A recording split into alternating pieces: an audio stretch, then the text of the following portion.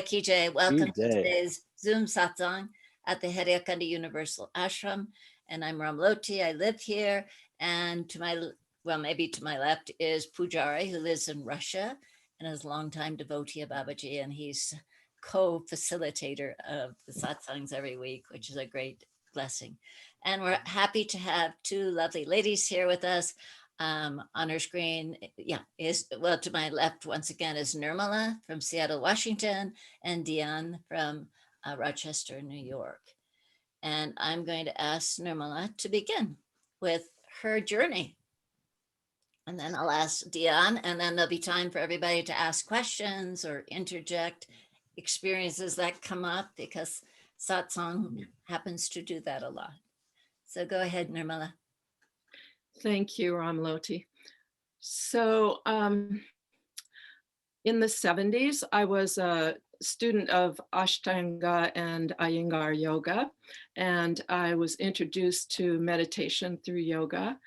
And I had spent, maybe 6 years doing these practices before I met Babaji.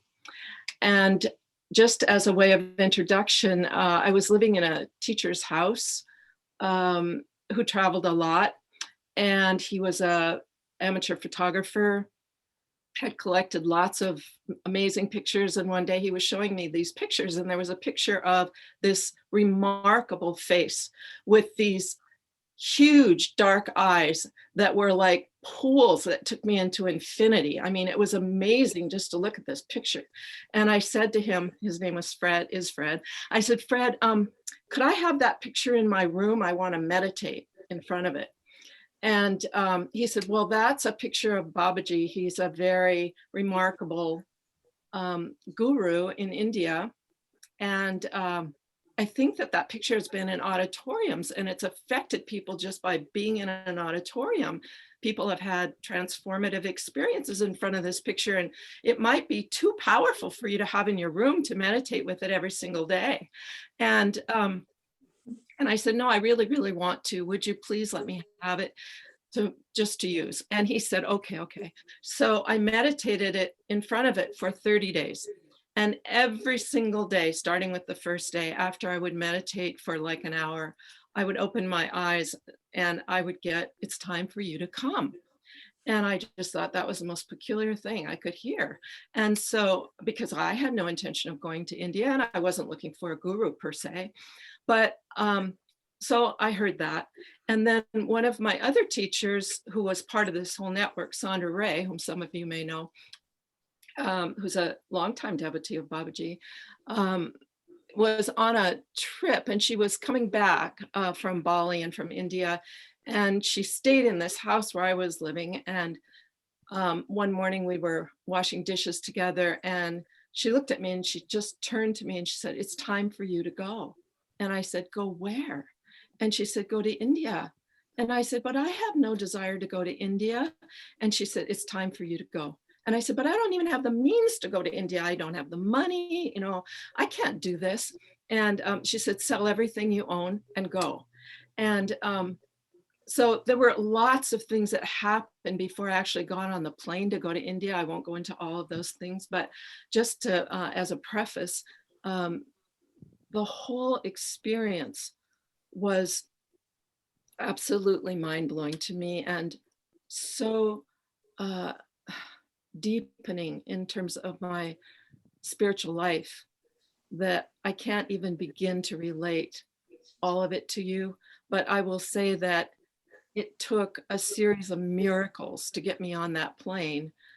And one of them, I will say, was I knew this man who was a Hasidic Jew, and he heard that I wanted to go to India, and he had a lot of money. So he called me up and he said, I hear you want to go to India. And he said, when do you want to be on the plane? And I said, about a month from today.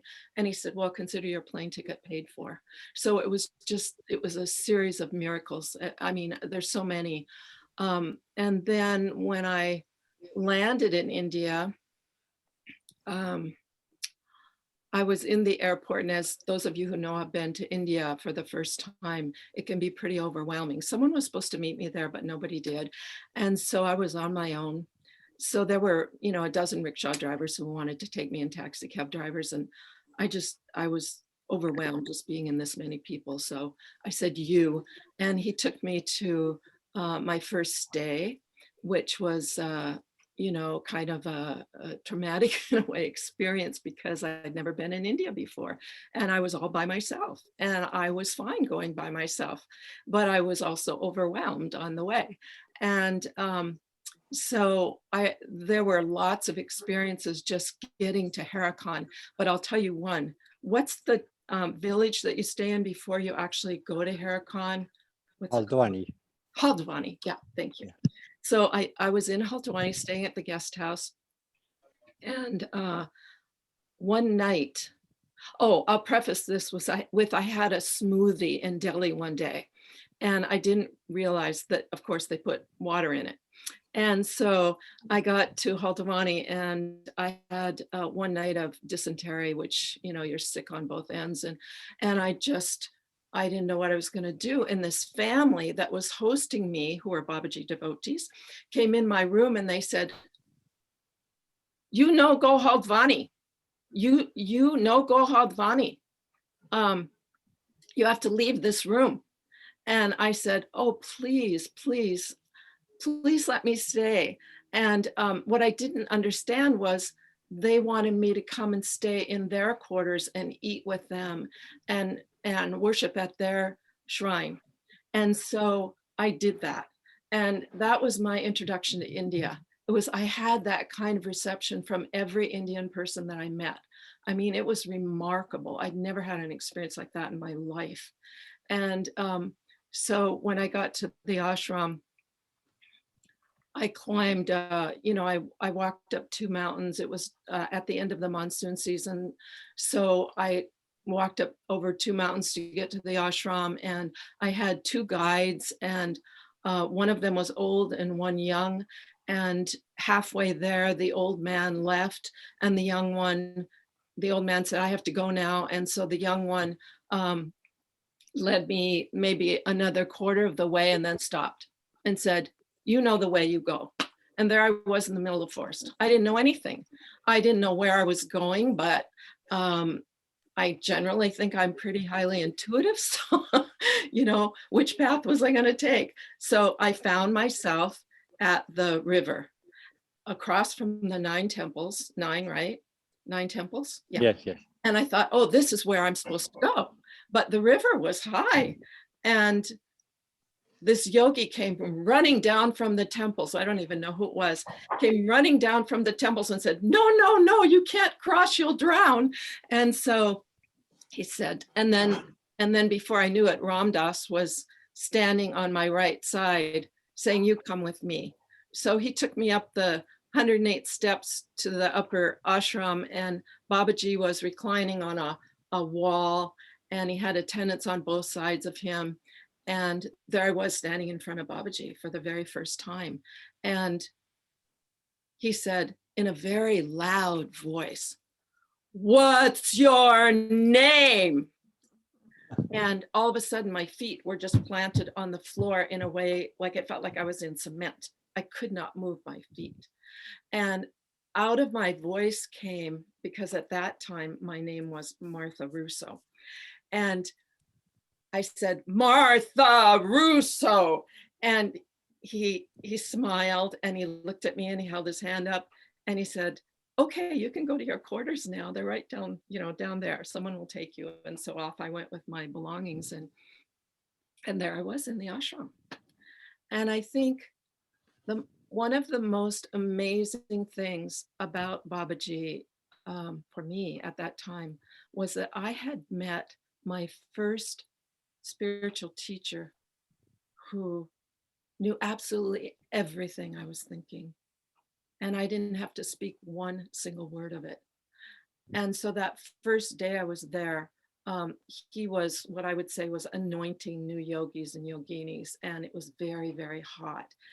And I put on my sari because I was trying to obey the customs and follow along with everybody, but I didn't know what I was doing. But I put on my first sari, and maybe somebody helped me. I'm sure somebody did.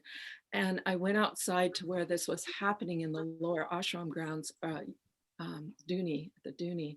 outside the Duni, and it was so hot. And these yogis and yoginis would come up one at a time, and he would pour a big, huge ladle of cold water over their heads and bless them. And I was sitting off to the right side of him on a little bench, and I was just thinking, oh, would you please pour some of that water on me? I'm so hot. And within a few minutes, here comes the water over my head, and he just cooled me off right away. And that's how it was for me with Babaji. I never asked him anything out loud. He answered every single question I had. And so that was the beginning of knowing that I had met a most remarkable being. And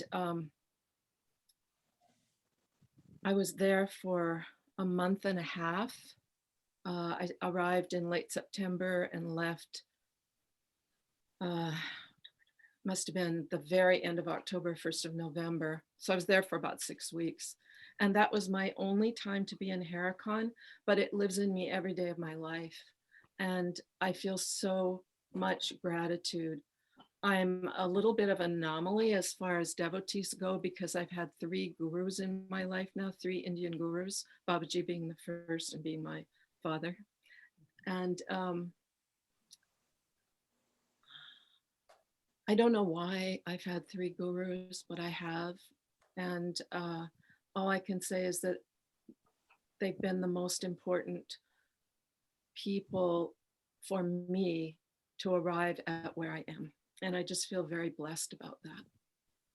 So if anybody has any questions, please feel free. What was the year that you were there in Haidakhandi? Oh, yes, Nirmala? 1983. 83, okay. Yeah, just for my scale, because you said the Duni was there, the 9 temples were there. So I was imagining 82, 81, 83. Yeah, 83. Thank you. Mm-hmm. Beautiful, beautiful story. Yeah, meeting a divine being, well expressed. Yeah. Nice to see everyone. Sorry, I'm a little late. Nice to see you here, man. Okay. Hiraman. Yeah. So thank you so much, Nirmala. And there'll be more questions and more stories, and something will pop up in your head as Iana shares or Hiraman or anybody shares, okay? So thank you. It was a perfect start. I just love the story about the photograph, how strong it was, that he said even people in a big auditorium would, feel that energy. Everyone's unique story is so unique. So Deanna, would you begin? Sure. I was homesteading in Nova Scotia with my former husband. We built a log and stone home, a 3 gambrel barn. We had horses, sheep, cows, a vegetable garden. I birthed my babies at home. And my brother, Janaki Prasad, had just returned from India in 1979, and he stayed in the barn. His head was shaved, and he kept chanting Om Namah Shivaya and telling me about Babaji, which I knew nothing about gurus. And when he left Om Namah Shivaya written all over the place. And that spring, I planted a garden and sang Om Namah Shivaya to Beatles tunes. We had a drought that year and everybody's garden died and mine was prolific. And there was this strange energy that I kept feeling in my heart, which I would learn later was my heart chakra. So I asked the husband, who never really did anything with the kids, if he would watch the children so I could go to India with my brother. And he said yes. So that particular time, Babaji was in Chilianola. And he was already there, and there were hundreds of Westerners and Indians. And I walk into a side door, and I see him there on his, his magic place. And I immediately fell down into a pranam, and I didn't even know what that was, just being in his presence. And then when I walked around and came up to him, he threw this Udraksha mala around me. And when my brother and I had landed in Delhi and my brother was showing me malas, I go, oh my God, I would never wear a big thing like this.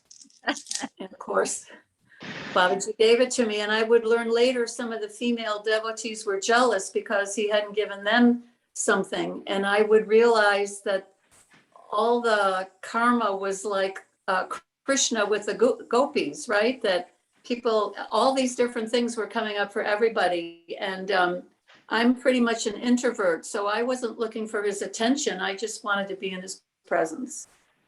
So then we came, the whole group of devotees came back. So it was my first time to Haidakhandi. And I was feeling very feisty because here I had, lived out in the woods and I was barefoot. And I was looking at the other American women saying, they'll never make it across the river.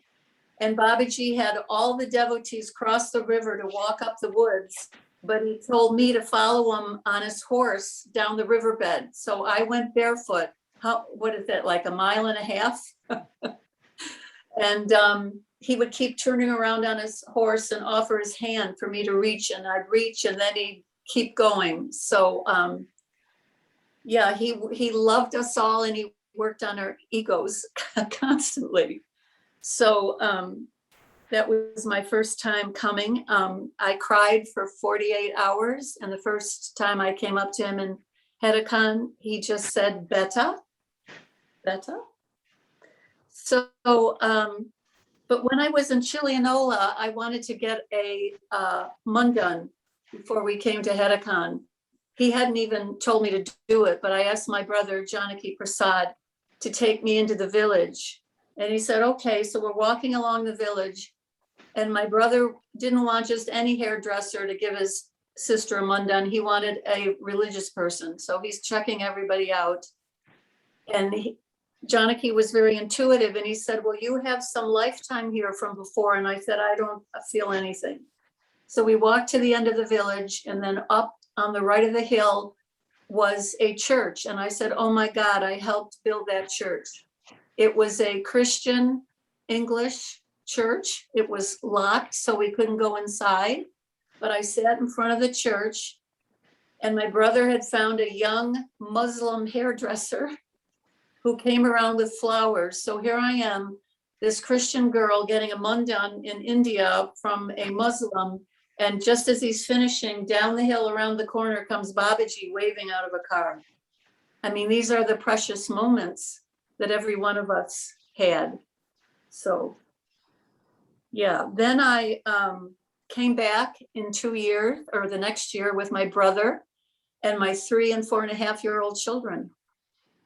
And I'll never forget an Indian woman saying, how did you bring your children? That could be really dangerous. I said, because I want them to sit at the feet of the Lord.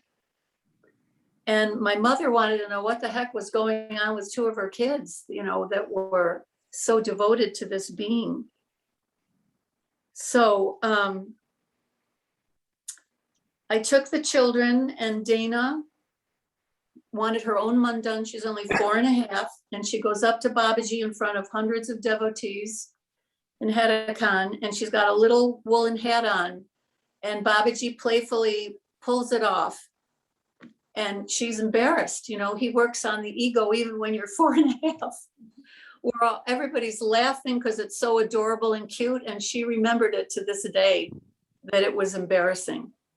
Babaji named her Baby Kali. When we went to help run the ashram, Muniraj came several years after Babaji had left, and all the men were saying, you have to discipline your daughter, she's too strong-willed. And we did an arti, and she sat facing the devotees right in front of Muniraj with her hands, or her eyes closed, in a full, meditation pose for a whole hour and a half. And Muniraj said, you don't have to discipline her anymore. She'll grow into her strength. And in her 20s, I don't know, can you see this? She had Mother Kali tattooed on her back. I said, sweetheart, why don't you just paint that and put it on the wall? She said, no, Mom, I've been thinking about this since I was a teenager. My son was very introverted like me, and he was afraid to go near him. But one morning across the riverbed, Babaji caught him under his lungi, and he kept walking around, and Seth was hidden under the lungi of the divine. I thought, what a beautiful, what a beautiful thing. Anyway, at the end of that trip, I asked Babaji where I should go. And he said, you go Hiraman Temple. So I went back to Nova Scotia, and my husband said I was too weird now with my head shaved. And I took my 2 children and I went to Hawaii. And I had called Hiraman and I said, does it rain there? And he said, oh, it only rains during the day. But we got there and it rained for 90 days, night and day. There were no windows in the ashram house yet, and the temple was empty with just bicycles. So I had thought I was going to, wear my long outfit and, pray, but really Babaji sent me there to set up the temple, which we did. This was a beautiful murti that was sent for us. And this was one of the other altars. And there is the temple.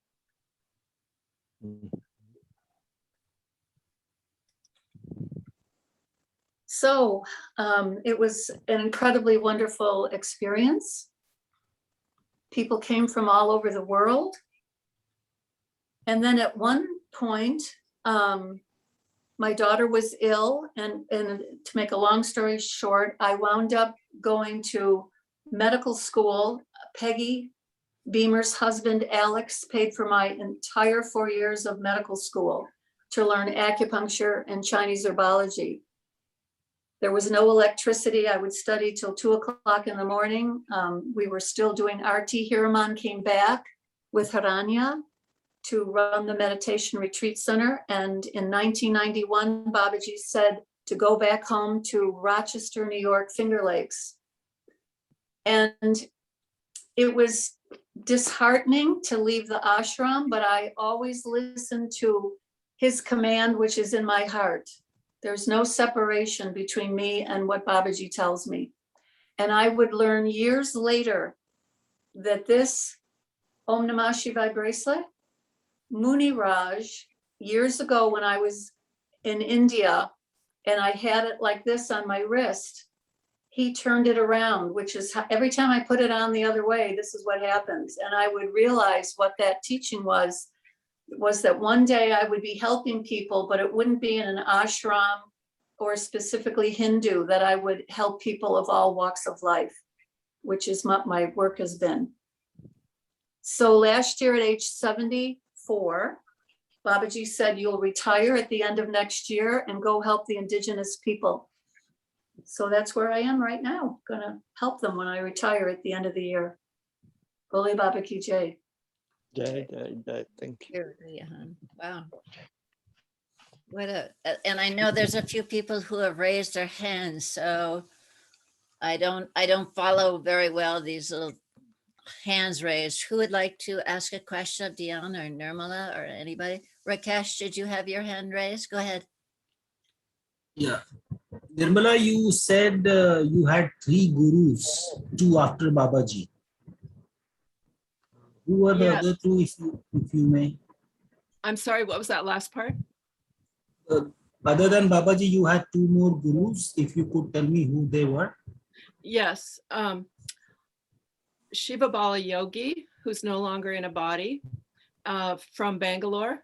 I spent 6 weeks at one point in his ashram, and I was a very devout meditator. I still am, but at that time I was doing as much as 4 hours at a time at a sitting, and his whole mission was to travel the world to teach people and initiate people into meditation.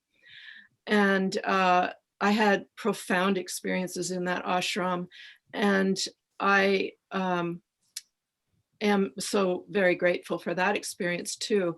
And then my present teacher is Amritananda Mai, who's known around the world as Amachi or Amma, and she's from Kerala. And I've been to that ashram now a couple times as well. So Thank you. all, you know, guru is such a powerful word. And it really does mean to me someone who is all-knowing, omniscient, all present, and all powerful. I mean, the depth of understanding and what can I say, omniscience is so great that it would make anyone surrender in a way that they never had to meet a guru. When you meet a guru, you surrender in a way that you just wouldn't otherwise. I just can't imagine why you would unless you met someone like this. So I feel very blessed to have been in the presence of these three teachers, and they've all told me in their own ways things that there's no way that they would know unless they were totally omniscient. There's no way that they would know these things about me or anybody else or anything in the world. So those are the three people, or three gurus, if you will. I want to add one other thing too about just having three gurus. It has taken me to different parts of India. One of the things that I have fallen in love with, deeply in love with, is the Indian culture, the Indian people that I met. First, they were mostly villagers in the hills with Babaji. But as I said to my friends when I came home, these people, any of them that I met, would give me the shirt off their back if I needed it. And they would most definitely feed me if I was hungry. They would give me the time. If it was someone here in America, I might ask for something and they say, I don't really have time to listen to you right now. These people would always listen to me if I had a question or a need.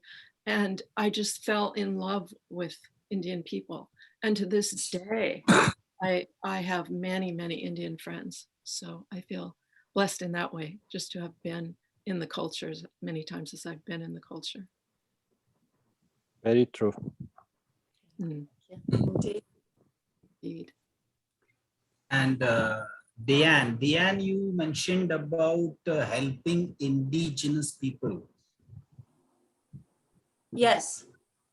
What do you mean indigenous? Do you mean Native Americans, or I don't know? Yeah, yes, and well, indigenous means the original people of the land. And the American Indians were terribly abused and treated. And I am reading and doing research, and I feel that if the American people who came here had only listened to the Indians as teachers, we wouldn't be in such a climate crisis.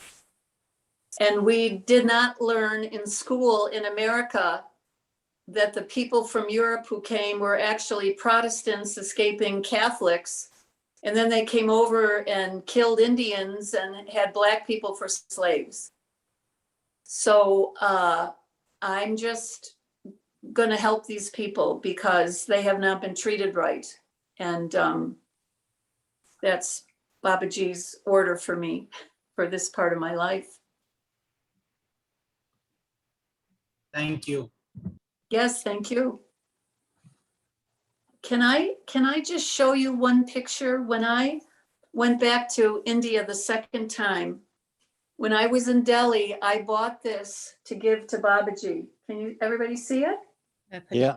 Mother Mary and Jesus.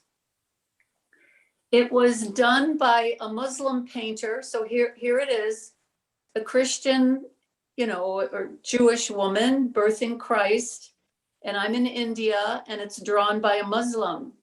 And I took it to give it as a gift to Babaji. And he gave it back to me and he said, "This you, auntie." And I wouldn't realize until I was 30 years later in my 60s visiting Lourdes, France with a friend. We were at the Divine Mother Temple, and across the river was this huge building. And I said, "Oh my God, I used to live there." And we asked a local person and they said, "Oh, that used to be a nunnery." And I realized that I had been a French Catholic nun in a past life. So Boli Baba Ki Jai. Jay. Yeah.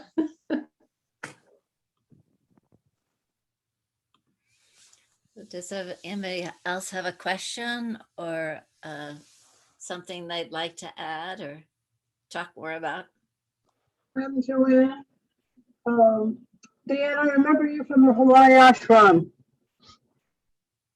And who is this? This is Joanne Hounslow. I remember you from the Hawaii Ashram. Oh, Boli Baba Ki Jai. I can't see a picture of you. I'm Okay, sorry. well, let me open up this thing. But yeah.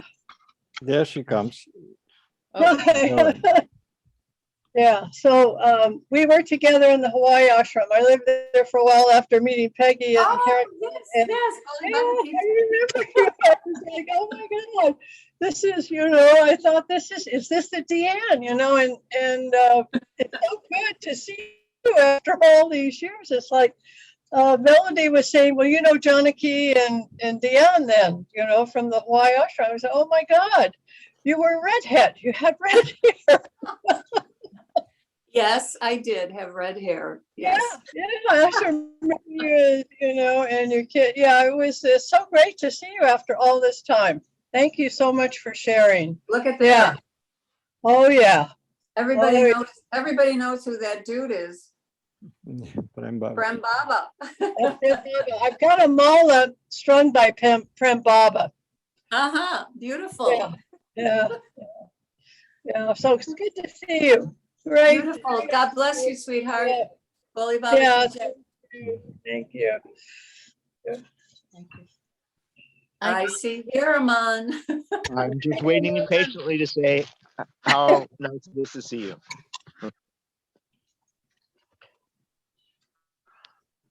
Can you guys hear me? I don't have a very good internet connection, but I'm up in Alaska. Yes. So We can see you. So Hiraman was the one who built the temple in Hawaii. And I can say that I was at the ashram with my two boys the same time Deanna was there with her two children. That must have been I don't know what year, but anyways, I remember that. And I wanted to ask I wanted Babaji because I lived in Maui and the ashram that Hiraman was building was on the Big Island. And I kept wanting Babaji to tell me, you moved to the ashram in Hawaii with your children. But I wouldn't do that on my own because, it would be a huge change. We have a very tight family. I was separated from the husband or divorced, but his family was there. So it would have been too huge for me to make that decision. And, but like Nirmala, I never really asked with words. I was just sitting there watching, and it seemed like you were right next to me. And Babaji said, you moved to Hawaii with your children. This was from all across the country. And I thought, well, that's interesting. I guess I'm supposed to stay here in Maui and do my work. And so I never moved there, and then moved to the mainland and became president of the Samaj and on, and then here in Crestone, Colorado. But Yay. Boli Baba Ki Jai. it's just interesting the lives we all lead and what we hear. And, and for me, I have quite a ego, I guess you would call it, that's always saying, oh, wouldn't that be nice to move to Hawaii ashram, and wouldn't that be nice? And Babaji has plans for us that we don't always know. So Nirmala, did you have any of that kind of experience? Or you were feeling Babaji, something in your heart, and Babaji would just answer you or not answer you? Oh, every day. Every day. You said you had a lot of stories about that. I'd love to hear another story about that. Well, first of all, I want to acknowledge Hiraman and say that I met you once a long time ago. I think it was after you moved from Hawaii, and you and your wife came to Seattle, and maybe it was through Imam, I'm not sure, but I met you, and we had a very nice visit. And then I was listening to some of these testimonials the other day and saw you, and I thought, oh, and he only lives in Bellingham, is that right? yeah. Yeah. So maybe it's time for another in-person visit one of these days. Yes, I'd love that. Yeah. I would love that too. Yes, another story.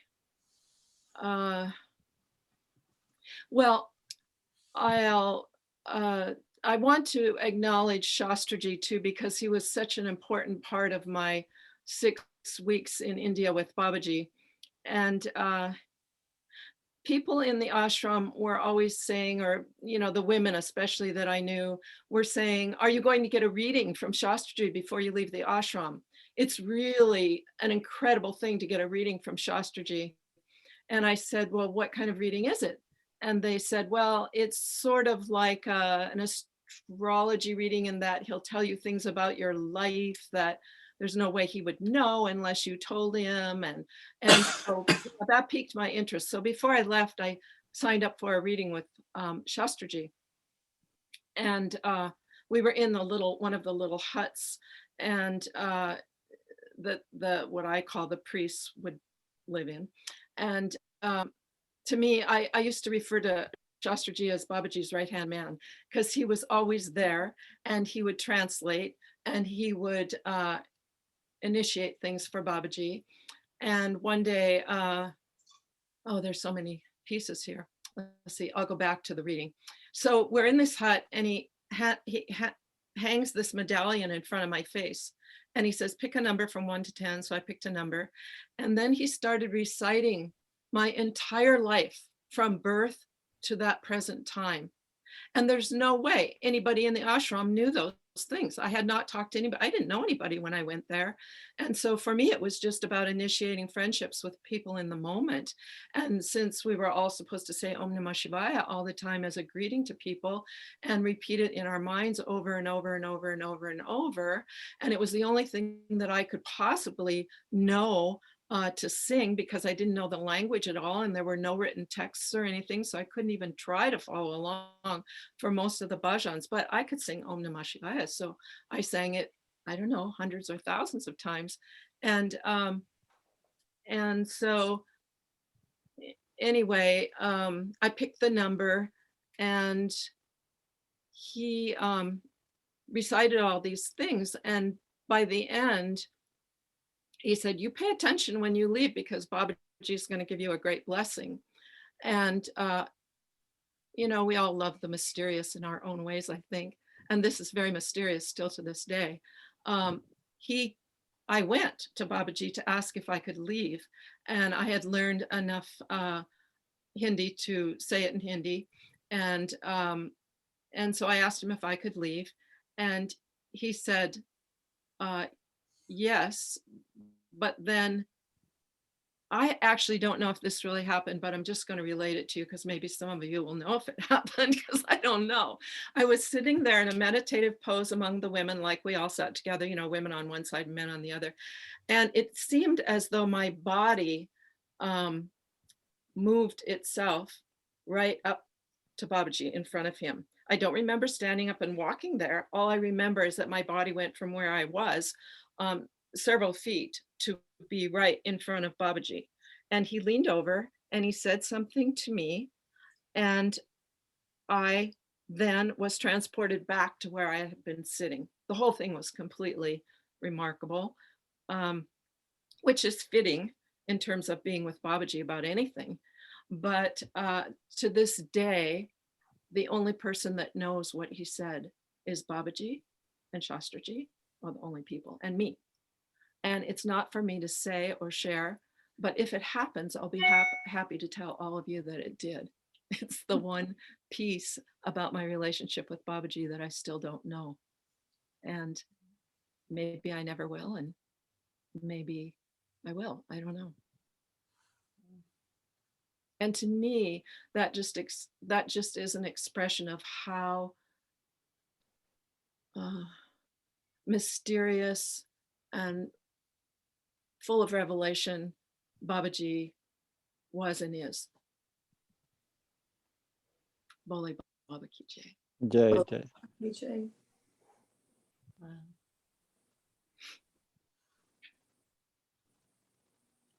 It's like Mohan has raised his hand, but like so many of these satsangs, it brings another story up. But let's go ahead, Mohan, go ahead. No, I was just saying Bole Baba Ki Jai. Okay. Bole Baba Ki Jai. Thank you. I want to tell a story I've never told before because Nirmala, you just reminded me of this because I've always felt I don't know how it happened either. This was 1981 and we were digging out the side of the mountain to build more of the 9 temples, and my 2 boys were there. And my memory is we would climb up the hill a ways and start digging out the mountain, and Babaji was down below, and he'd be encouraging. Then he'd say, move or go quickly. And we'd have to get off the mountain quickly because then the mountain would sort of landslide down right where we were working. And he would tell us all, it seemed, this is my memory, just like yours, Nirma. And I don't know how this happened, but all of a sudden I was like at the top of that mountain or a ridge or something with Babaji. And he had taken me by my hand, and it seemed like there are 2 mountains or a ledge, and that he had taken me by my hand from one to the other. Oh, I know what happened. And I think I at the moment was picking with a pickaxe, and he took the pickaxe from me and he started picking at it himself, and everything where he picked was turning gold. And I looked, and then like you, I don't remember how I got up this place or how I left it or anything, but I remember that. Thank you, Nirmala, because I've never said it because it seems so weird that we were like, we must have been flying through the air at some point or something. I don't know, but these are the miracles also. And I guess, I don't know, does that mean something that everything that I do with Baba in my heart is gold? Maybe. It's a beautiful image. Yeah. What really jumps out to me is how you've all talked about that inner guidance that we listen to, and then we're all, we've all spent time together, and then we're directed into life all over the world and in many different ways, and in kind of a timeless sense. And it's the same when Babaji transports us physically too. That's happened to me numerous times. And there's a sense that there's a no time place, that you just are one place sometimes in danger, and then you're in another place out of danger, or in the light, or watching the pickaxe turn to gold. I had an experience when after I'd first met Babaji, I went climbing in the Himalayas, and I went headfirst over a cliff with a big backpack. And on my way down, I just said, I kind of thought this was it. And I just said, well, I guess this is it, Babaji. And then before I hit the bottom, I felt 2 hands grab my legs and stop me. And then my momentum changed. I just literally stopped in midair, and I was able to twist my body and get my feet under me. And I landed in a tiny little gravel patch in between giant boulders, and I didn't have a scratch. And I laid there for a minute just wondering, what was going to be broken, because it was a huge fall. And I literally did not have a scratch. Wow. Which was a good thing, because it was 200 miles from the nearest road. So I just feel like Babaji's guides our every moment, as long as we don't become bullheaded and not pay attention, which I know I have often done, wanting to do one thing instead of the other. But just kind of listen. That's the key. Bole Baba Ki Jai.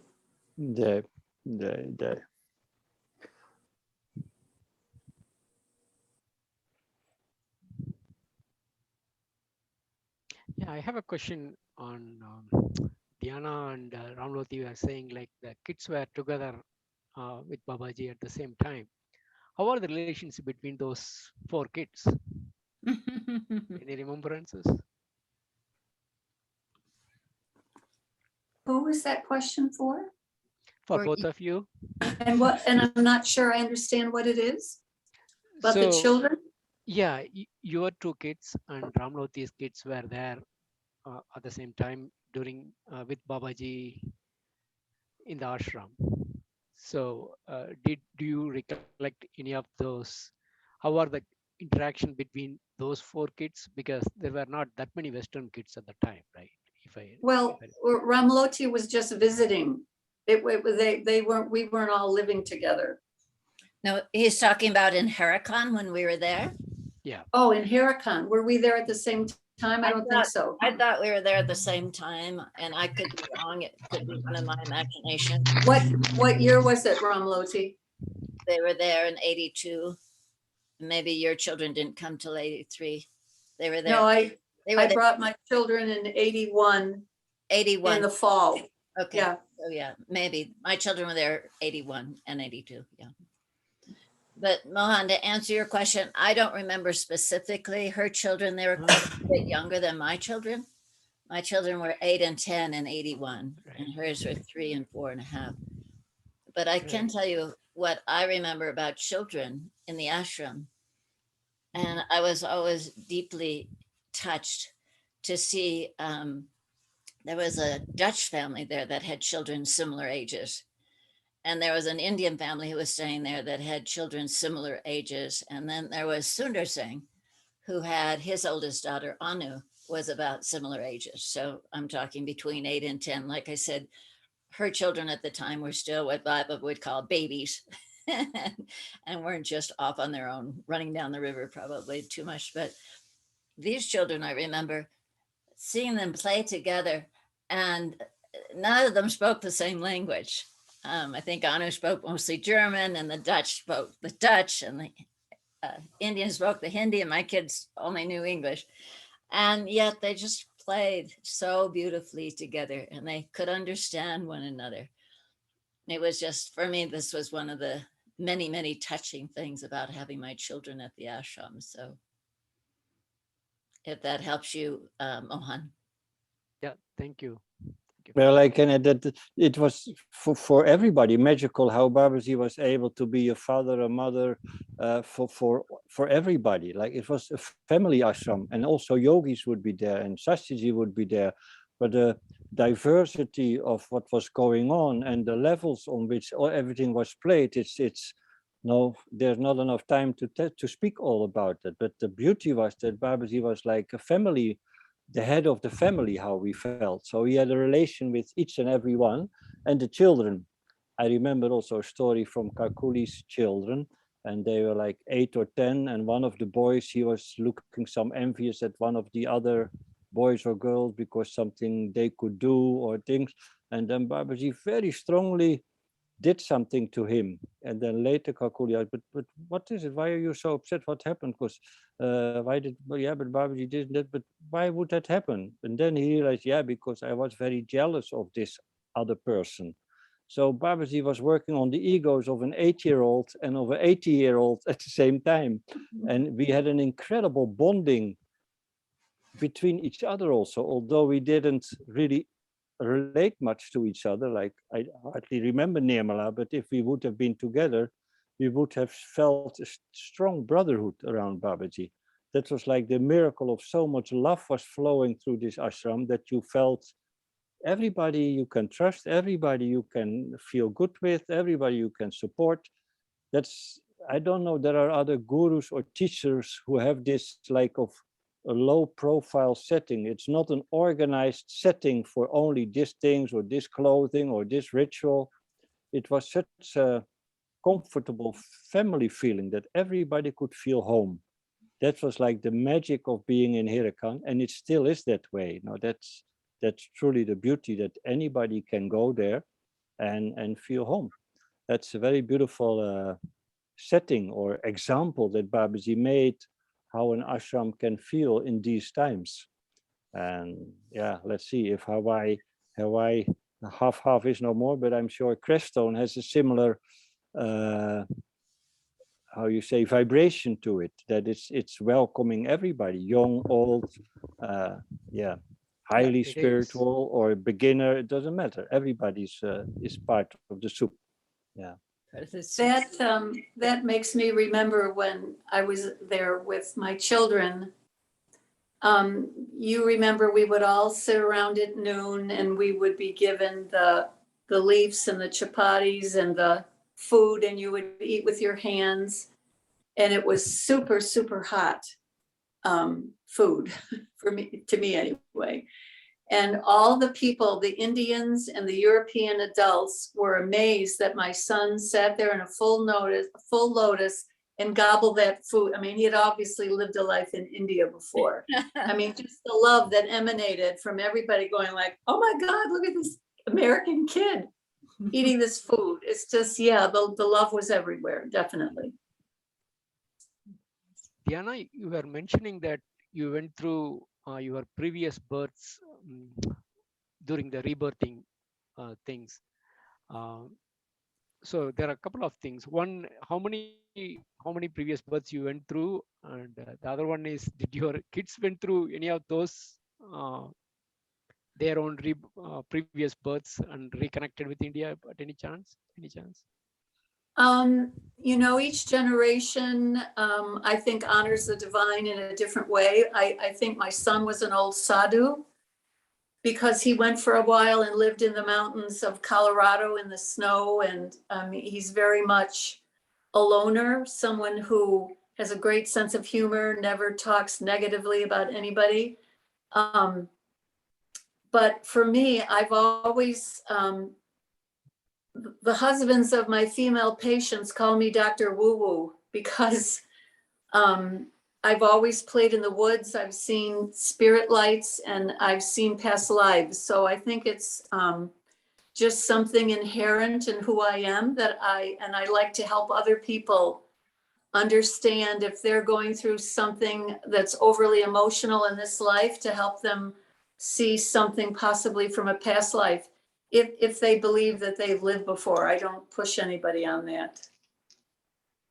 But each generation, I think, is different. My daughter, for sure, knows she's lived before. Miss Feisty Baby Collie. Joanne, I left you a Thank message you. in the chat. This is Joanne. I left you a message in the chat. I can tag a little bit on past lives. While I was in Haidakhandi, when Shastraji was giving me that reading, he said, you had some difficulty getting here, or he had heard the story or something. Maybe I said something, I don't know. But anyway, he said, you've had, the reason you got here on your own when those two porters or guides left you in the woods was because you've had many past lives in India. In fact, you were a deer in these woods at one time, and you know every step of this area, you know the whole entire area. And it was like that for me. I didn't know. So it was a kind of affirmation, confirmation, if you will, that I have definitely had lots of past lives. Now, at this point, I've had many experiences of remembering past lives through different practices, if you will. Nirmala, what do you do now? Aren't you a therapist? I am a retired mental health therapist and craniosacral therapist. Okay, I thought you had worked in the service area too.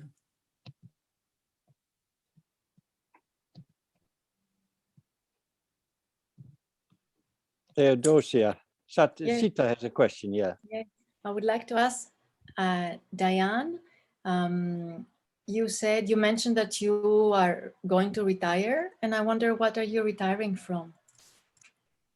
I practice traditional Chinese medicine, which is acupuncture and herbology. But before that, I had a degree in sociology from Syracuse University. And so when people come for treatment with me, I spend an hour and a half with them, and I include mind, body, and spirit.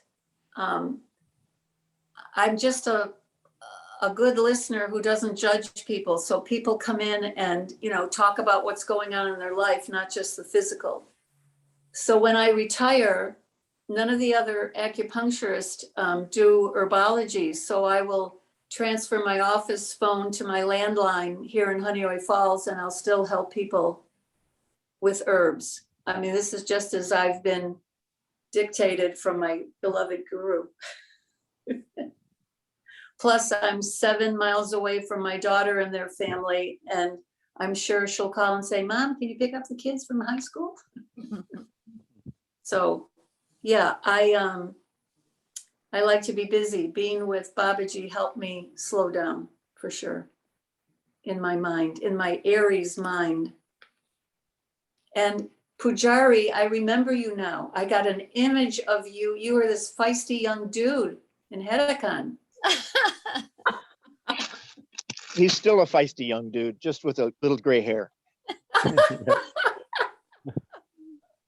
Yeah, I must be. I'm sure I must have met both of you at those times, because I was quite a resident in Hirakan, and I was in the temple and handing out prasad to everybody. Yeah, you were all over the place. I was cooking at the same time with Gantu for some months, that we made the food in the kitchen, and yeah, I was very around. So, but we changed quite a bit. But it's family feeling is still there, and it's so. Maybe I can ask Nirmala a question. How did you look at Babaji? How he behaved with all these different people that came to him, Indians and Westerners, and what were your observations of how Babaji dealt with all of that, if you have any to share? Oh, yes. Thank you for the question. There was a little girl with her mom when I arrived, and they were from Nepal. And the mother was always trying to get the child to behave, because she wouldn't behave with anything that her mother was directing her to do or asking her to do. And I watched Baba take this little girl into his lap every single day that I was there. And it was so transformative that you could actually physically see this little girl change. The expressions on her face started to change. Her face softened, her body relaxed into Baba's lap.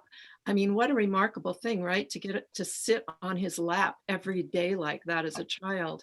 And by the time I left, this little girl was she'd go up around behind devotees that were sitting, and she would put her arms around them and hug them, and she would give food to people, and just share everything she had. By the time I left, this was the transformation within 6 weeks' time. And I watched Baba a lot with people, because a different kind of example is a newspaper person came and was going to interview Babaji, because he'd heard that he was someone who did crazy things, like would jump up and down like a monkey and make animal sounds. And so this newspaper man was allowed to come, and Baba said, you could stay one night. You can stay here one night. And so the newspaper man went up at Satsang and asked Baba a question, and Baba just started jumping up and down like a monkey and making all these monkey sounds. And the newspaper man willingly left the next day. No problem, no questions asked. And so, yeah, I watched people transform, people come and go, people being asked to leave because they weren't, they weren't honoring they weren't honoring what it meant to be in an ashram and meant to be with Babaji. So he would ask them to leave. Yeah. And he would ask me to watch people and report back to him about people. So I would do that. He had me follow this one guy around, and he had another guy in the ashram. It was me and this other man followed this guy around everywhere he went for 3 or 4 days. And we were to report back to Baba. And I thought later about that, and I thought, I didn't know what to make of it exactly, except that Baba would always shake his head when I would say something to him. He would shake his head in agreement. And nothing ever came of it really, except that, just an observation. So. but he knew all of us, right? He knew all of us inside and out and backwards and forwards. Right, right. And one day I was sitting in meditation. I remember hearing him say to someone else, do you think, or this someone else said to Babaji, do you think we should send her to the young girl in Kerala? And I actually heard him say that. And Baba said, no, not now. And later I end up in Kerala with Amma. So to me, there is no disconnect between, quote, gurus. And Baba will always be my father, my eternal father, and my first guru. So he has a special place in my heart, definitely. And one of a kind. I've never met anyone like Baba, not even close.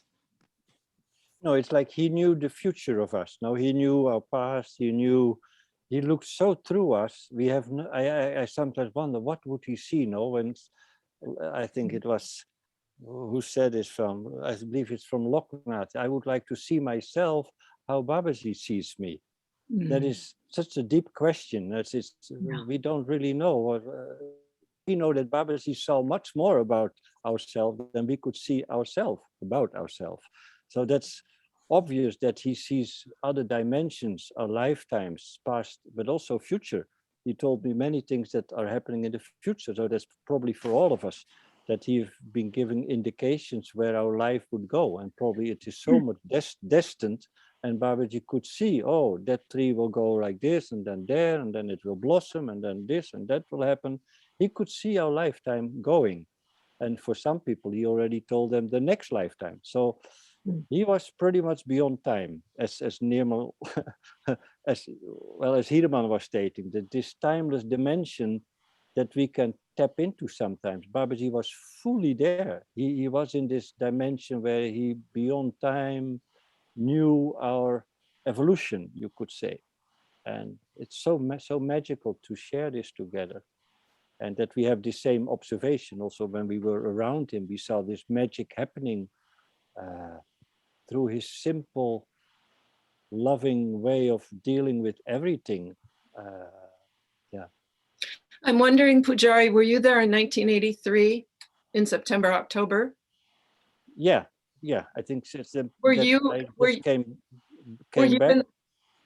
over at the 9 temples? That in September, I just was sent over there. That were actually my last months before Babaji went in Samadhi. He sent me to the Gufa site. So then I was with Gorari, taking care of the 3 temples at that time. Yeah. I don't expect you to necessarily remember this, but when I got to the river that day, when I first arrived, the man who came running down and said, no, don't come now. It's too dangerous. I wonder, all of a sudden I got, maybe that was you. Could it have been? It might be me, but it's probably, if I was alert enough, but Gorari is the most alert Pujari from the Gufa side. He's doing that a lot. He also did it to me, because I can share. One time I was, when I was staying on the Gufa side, which is 9 temples, it was my job to get the prasad from the other side. So I went with 3-4 buckets to the other side, to the kitchen, and picked up the prasad and had to bring it to the Gufa side for the people who were staying there. But it was also end of monsoon, probably September, the same time, that I had to cross the river, and it was high up, and there was kind of a wooden beam, but it was overflowing 10-15 centimeters with water, but I still could walk on it normally because I was quite accustomed to the challenge. But that day it was also windy and pouring rain when I had to go back with my 4 buckets and an umbrella. Well, I didn't really use that one, but I had it with me for fun. But I fell from that bridge, kind of. I slipped from the bridge, I fell in front of it. And then the stream took me, all the buckets went in the water, and I could only hold myself with one hand on that beam, but my head was under the beam, and I could not pull myself up because the streaming of the river was so strong that I could not pull myself back up. So I thought, like, oh, Baba, here I'm going, here I come.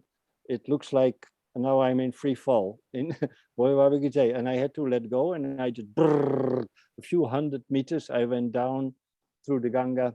And then far at the end of the temple area and the eating and the kitchen area there, far beyond, I landed on the side of the river, and then Gorari was there from, hey, Pujari, and he dragged me out of the river and guided me back to the ashram, and everything was okay. No big deal. We had to get again prasad, but the prasad was probably in Haldwani.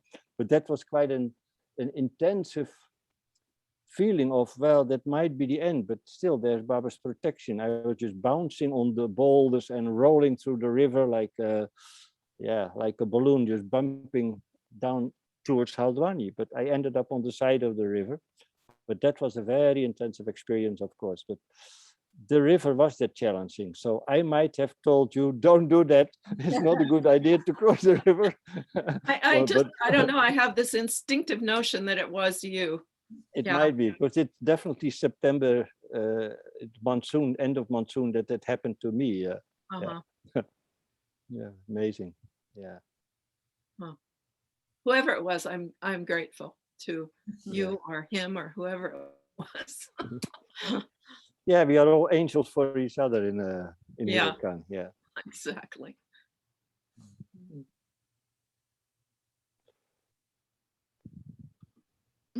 Well, I am so glad to see you all, and I have to go and open the fair booths. I'm up in Alaska, and really nice to see you, Gavi and Dhyanne, to connect with you again. And I wish you all well.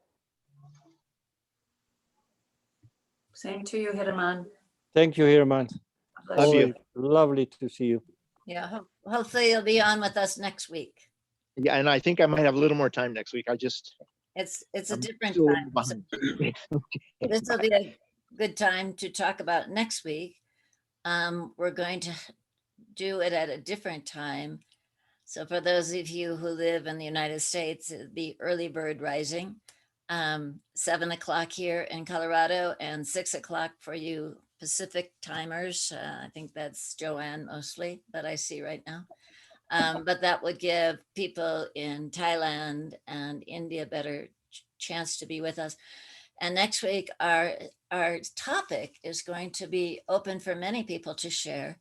It's going to be on celebrations and deities, because tomorrow we have Lord Krishna's birthday, special day, and the week after we have Ganesha's. So I was just looking at that thinking, my gosh, we have so many wonderful celebrations of all these different beings, and Babaji would honor them. You know, many of them we read stories, or you might have been there when he did, you know, Shivaratri, Christmas for Christ, and Jewish holidays, so many different holidays.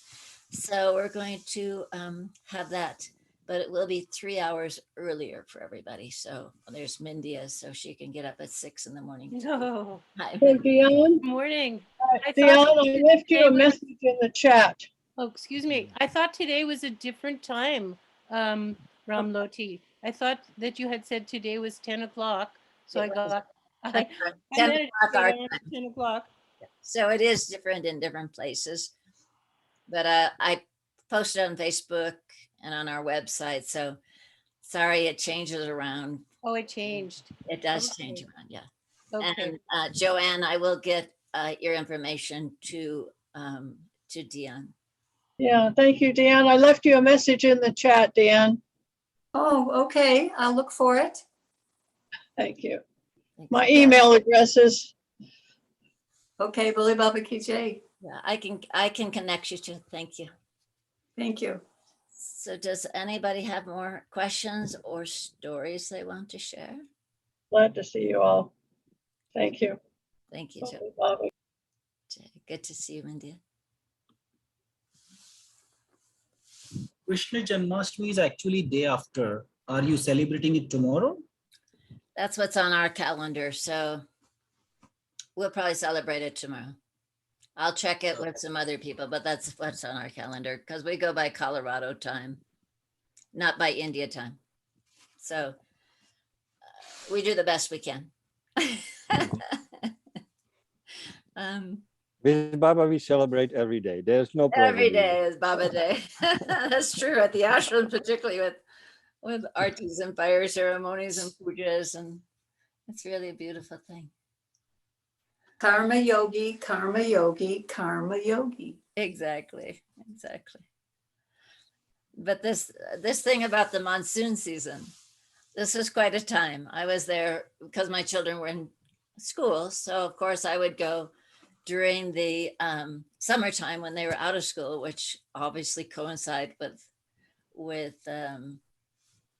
monsoon. And I do remember, once again, I think I might have shared this briefly, but people were telling me you should not go with your children. At the end of June, I think we were going by the time we got there with the school getting out and everything, or beginning July. They said, no, you'll have to do that long hike. It sounds like you had to do Nirmala over the mountains. So you can hike through the river, which is maybe a couple hours of hiking through the river, which sounds like Dhyanne did barefoot. Or then there's a middle path that we often did when the river was quite high, but not too high. And you could take a tram across the river and then maybe, 3-4 hours through the mountains and then come back down to the river bottom. I've done all that. And then the big one over the 2 mountains, which I never had to do that, but that's what people said. Don't take your little children, 8 and 10 years old. This is crazy. And I said, this is when they're out of school. This is when I can take them. I want them, like you were saying, Dhyanne, I want them to meet Babaji. I had gone quickly for a month in February of 81. And in my heart of hearts, all I wanted to do was let my children meet him. And I didn't want to influence them at all. So those are all other stories. I just said, this, Babaji is very special in my heart. I'd like you to meet him. I didn't tell him what I thought or anything. But anyway, so off we go. And I just said to people, I said, Baba will take care of us. I really felt that. And so indeed we got there, and all I heard was, the monsoons are so late this year. They're so late this year. And I thought, oh, good. So we got to Haidakhandi and we hiked in, and we got to go through the beautiful river. It was a magnificent day and everything. And there was a German woman who was there with a younger boy and younger son. And she said that morning, I think we'll wait one day and rest another day. Do you want to rest? And I said, no, we want to get to Babaji as quickly as possible.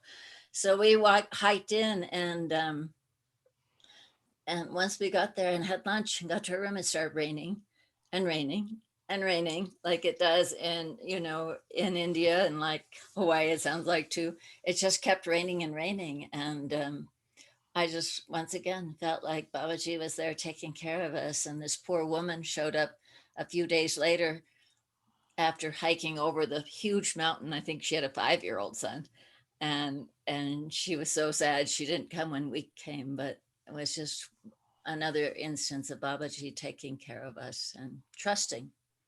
I knew that it would all be okay, and that's what we did. I could share a little story. It's late, so I don't know if we have time, but about the same thing. I was in Haldwani, and I had just actually lost a baby. So I was kind of in postpartum depression about that a little bit, and I was in Haldwani, and deciding, thinking about whether I should go to Haidakhandi, and because Baba had said I would have a baby, or no, not yet. So I decided to go. And I always walked through the river to get there. That had been my with Imam usually, because I was with Imam. But this time I went by myself, and I got to a certain point in the river valley, where it was like I could look at the river and I saw that, oh my gosh, this is dangerous. I don't know if I should do it or not. So I attempted, I went to a certain point, and then the currents were coming very fast, and I would run back. And I did this about 3 times. And I was like, what should I do? It was too late to go back.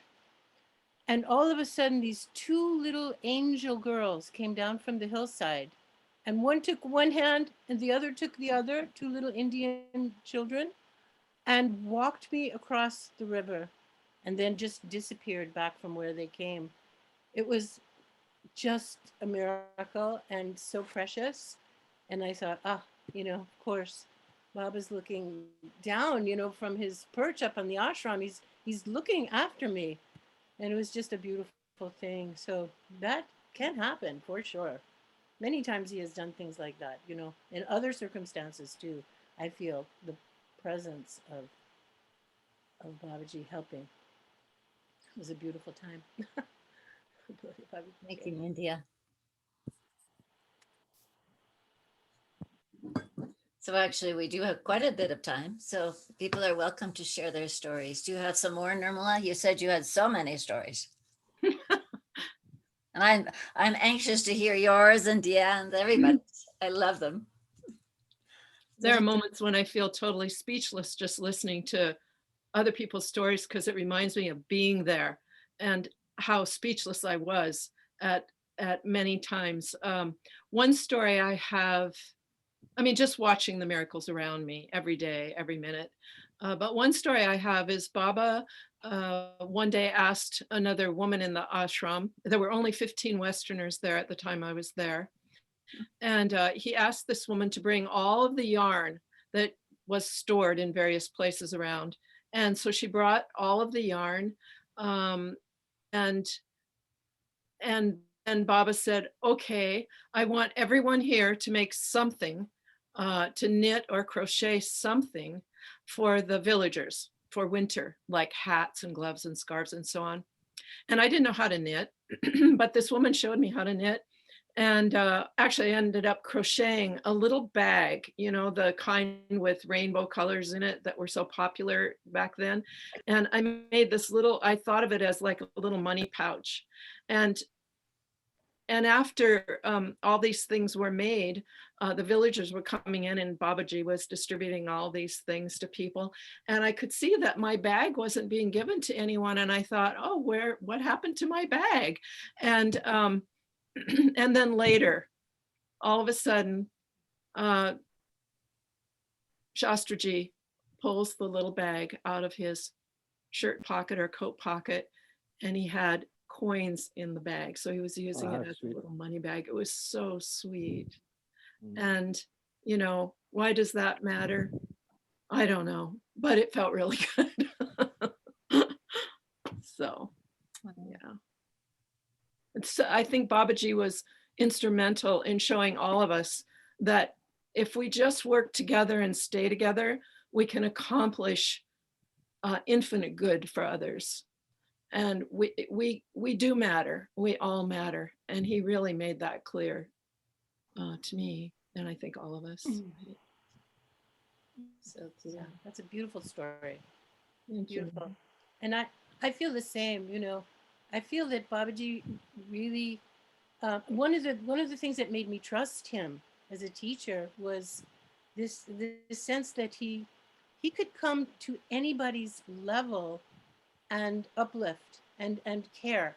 It didn't matter if you were a millionaire, multimillionaire, or had no money whatsoever, and he cared to impart that by things like you just talked about, you know, caring about others. How do we care about others? And that was a beautiful thing about his energy. You know, it just didn't really, he could relate to all beings, whatever level they happen to be on. I felt that, yeah. Yeah, he was with all of us. He was all of us. He is all of us.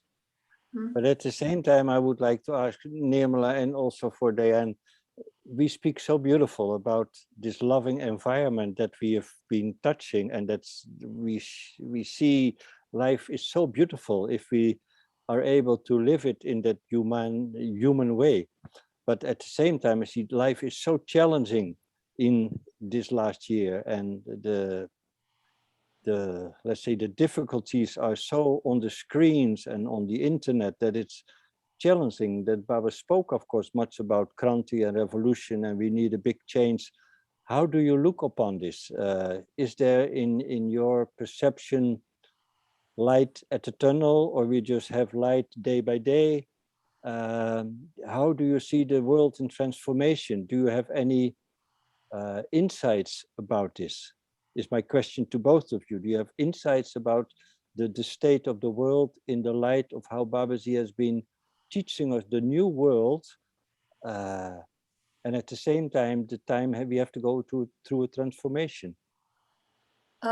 One of the things that Babaji exposed me to a few years ago was a woman named Sharon McErlin, who's a psychologist in California. And back in 1999, she took a shamanic journey. So here's a woman, Western medically trained. She takes a shamanic journey, and ancient female grandmothers came to give her messages, and she thought she had lost her mind. Well, over the years, she just finished a 4th book, and there are 240 groups around the world, of which I helped some women start in our area, that what's happening on the earth is like it's shedding an old skin, that we're having the rising of yin, and yin and yang is in both men and women, but yin is feminine, yin is holding, yin is compassion, and yang is pushing and movement. And they would say things like, the yang energy is like an angry bull on a short tethered rope. And this, the decline of our government in America, which I'm sure is partly why you're asking us, what this feels like. I mean, for me, who's had presidents of both parties that cared about people, and to see what happened in the former last years is devastating. But this is exactly what Babaji said would happen, that all negativity would have to be exposed so that peace could come. I just pray for all of us that we see it in our lifetime. But this Council of Grandmothers that they call the net of light is the thought that there's like a fishnet over the earth, and each one of us is one of those little dots of light, and we're holding everybody together. And men who are very sensitive and have yin in their yang, they come to the group meetings too, along with the women. I just did a Sacred Havan on August 8th, 8/8, for all the people gathering up in the Finger Lakes. It was beautiful. Babaji's everywhere. Thank you. Yeah. Nirmala? Nirmala, you have any wisdom on this topic of the state of transformation we are going through? Well, I don't know about wisdom, but my experience is, like so many people, that we've had to separate ourselves from our culture in a way.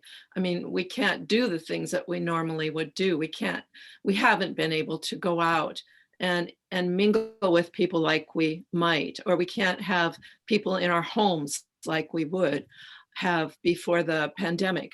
But it does feel like yin and yang is just going from one extreme to the other.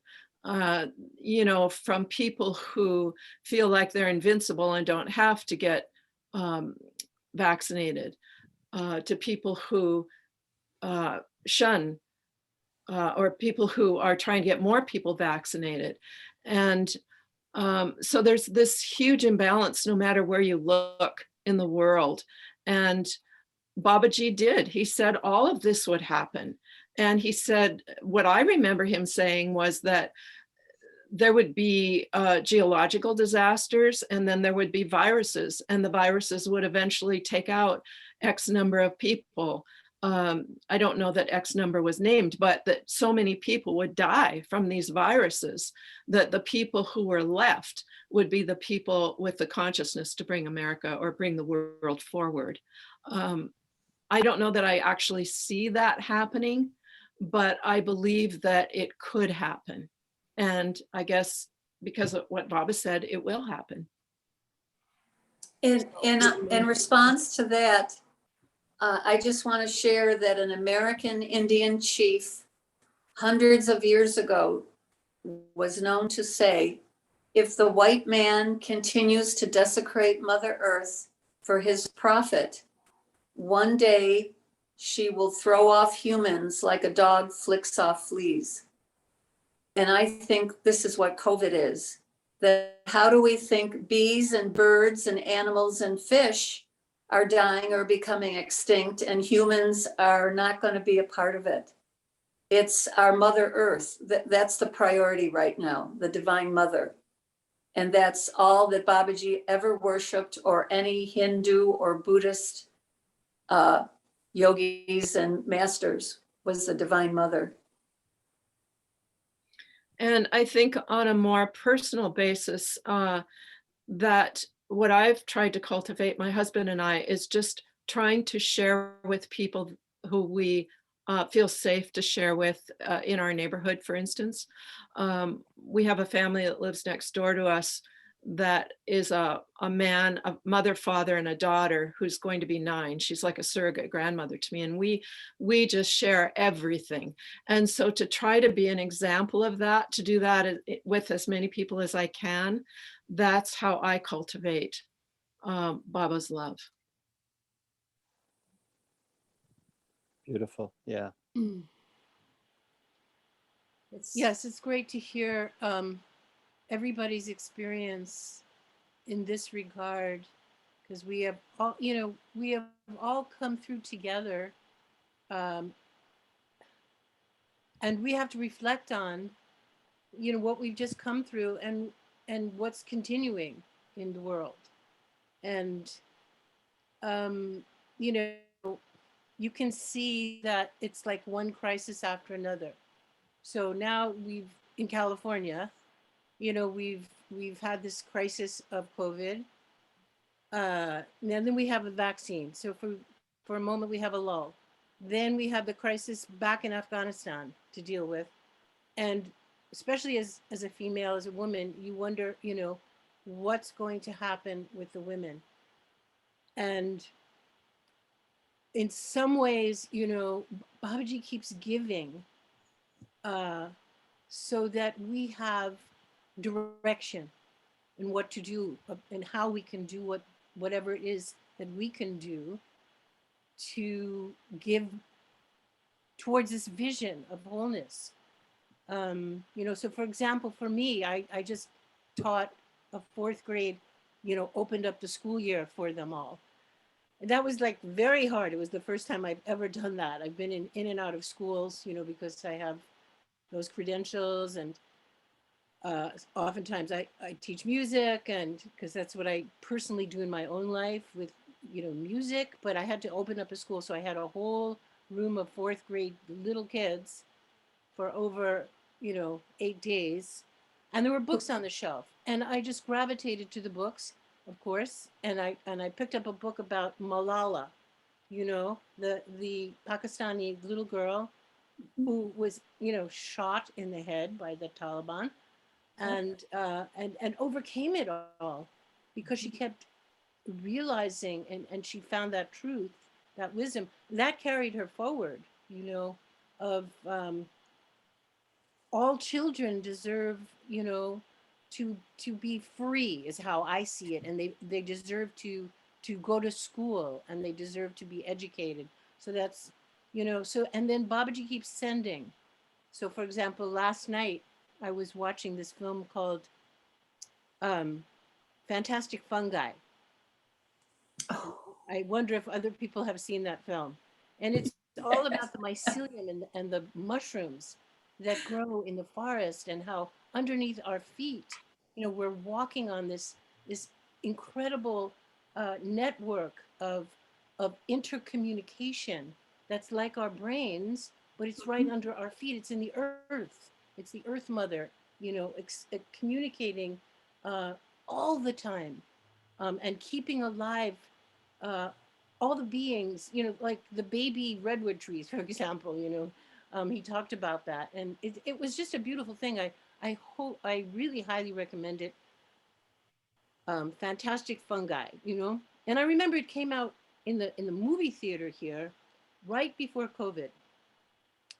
So now I'm really thinking a lot about, because I live in a redwood forest, a beautiful place that I know was manifested here from me, from Babaji. It's called the Center for Peace and Compassion at this point in time, but it's been other things, shall we say, but it's surrounded by redwoods, and underneath our feet are these mycelium that are always communicating, always interacting, always nurturing one another. So Ramloti is doing that just by, having these beautiful gatherings, and I so appreciate that. I know she's Yes. doing that. I know the whole Haidakhandi Universal Ashram, which is devoted to the mother, is doing that. So I don't know if that's wisdom or insight into, how the future is going to sustain and be creative. But I think we all should become more aware of all this mycelium underneath us right now. That's what's coming to me. Mushrooms, mycelium, communication, connection, and keep that all alive in our actions and our thoughts. Thank you. Mindia, that is absolutely beautiful. You must get the book Braiding Sweetgrass, okay? Oh, okay. You will, it's like the original Bible of America. It's all about what you just talked about. Well, thank Yeah, you. Thank you. yeah. I think Yeah. it's so important right now is that we do tap into the bigger. And that's why what you asked that Pujari, and I mentioned this before, it's why for me, I feel like live streaming our little daily oven every day is so helpful. We don't do it every day, live stream, it's a big deal, but people love it around the world. And it's exactly that, when we do the Havan, which a segue to 2 weeks from now, we're going to do one on the fire ceremony, the sacredness, that we are connecting with all the energies below us, near, with us, above us, whatever they might be. And to me, that's what gives me hope that we can enliven people's lives so that we can all be more sensitive and more careful and more loving to our Mother Earth, to one another, like you're sharing, Nirmala. It's like, what can we do for each one of us? And I mean, you probably all saw this on Facebook. The story of the diver who, a dolphin came up and sort of nudged him, and he went down and found the other dolphin, the wife of the dolphin that was nudging him, trapped in a net, and he got his daughter and they cut her free. And then the dolphin jumped up on the boat and gave him a big kiss. And it's like, wow, it's just the same idea. We are so connected if we Right. pay attention. And go ahead, Pujari, were you going to say something? It's sweet, and I'm so grateful Oh, for the this fires. with Baba we could feel. That's what I share. In the ashram in Hirakan, you felt we lived like that. We lived in such a beautiful, loving energy field that we were carried on another dimension, another loka when we were there with Baba. But slowly, he said, the new world starts from here. Hirakan Vishwamadam. So we had the input of, we in our heart, we know how it feels if life is lived rightly. No, in anybody can join, young, old, any culture, any tradition. We have that experience in our heart. So we are longing that to happen throughout the world. That is, it's a birthing of the new. But Baba did said he felt responsible for all sentient and insentient beings. So, and that was a little bit too much. So we had to go through an incredible purification. So that I can feel we're going through that. That's why I bring up the kind of as a question from how do we look upon this? I know as it's a transformation process on a personal level and a group level. We're going through a big one. So, but we are holding on to Baba's feet, to the pujas, to each other, but mostly it's to the love, that we've experienced through the grace of Baba. Yeah. Very, very Bole strong. Baba Ki Jai. Thank you for that. Yeah. Yeah, Thank you for the it's opportunity. lovely to share this. When we have stones going down to our hut, we have stones all around here, much like Huracan, but we placed sort of flat stones so you could just walk down them to the Haven. And I delight in walking down there barefoot because the weather is wonderful for the last several months and probably will stay that way. And I just remember being in Huracan and the rocks And like Baba said about that, they're instilling life in us and we're instilling consciousness in them, and this give and take of love. And then when Jonathan carries Babaji back to the back to the kutir after the fire, usually I can't get the video down quick enough to do it. And it's just focusing on his feet walking on those rocks. And somehow it reminds me so much of Babaji's feet walking, on the rocks, and just like you said, being the simplest things that we experience with Babaji, we're so profound. Right. And Ramloti, do you remember when Shastraji came to America before the ashram was actually an ashram? And he said something to the effect of, these mountains and these rocks are like the tunnel between Haidakhandi and America. And those of you who are helping to build this ashram will be the devotees who will communicate to people here in America what you've learned in India, that we were the messengers to bring that love, to bring that community, to bring that wholesome transformation to people here in America. And what you just said reminded me, I had forgotten all about that. Beautiful. yeah, and I never heard it, but Nirmala was here from the start. I posted on Facebook for those that saw Nirmala and I opening the crate of our life-size Divine Mother. And I remember when we opened, I was just in shock. She and I went to Denver and picked it up. Do you remember that moment at all, Nirmala? Oh, absolutely. Yeah, it was beautiful. Similar thing, Nirmala. I've never met you, Nirmala, and I see that you have a different name up on Correct. Zoom. So I assume that you're talking to this person who's named Gavi. Exactly. Yeah. Okay. That's So that's a name that you use now? I'm Yeah. sorry? Is that a name that you go by now, Gavi? Yes. But you answered to Nirmala also. Yes, my full name is Gavriela Nirmala Velategi. Okay. Yeah. Good to meet you, and good to meet you too, Diana. Yeah. Right. It's very nice to meet you both. So Mindy, it might help you to know that my former name, I changed. I got married late in life and I changed both my first and last names and took Nirmala as my spiritual name, which Amma gave me. And so you knew me, I think you met me as Martha Russo years ago. Did I meet you? Yeah, years ago. Wow. Okay. Yeah. Friend. What's in a name, right? But Yeah.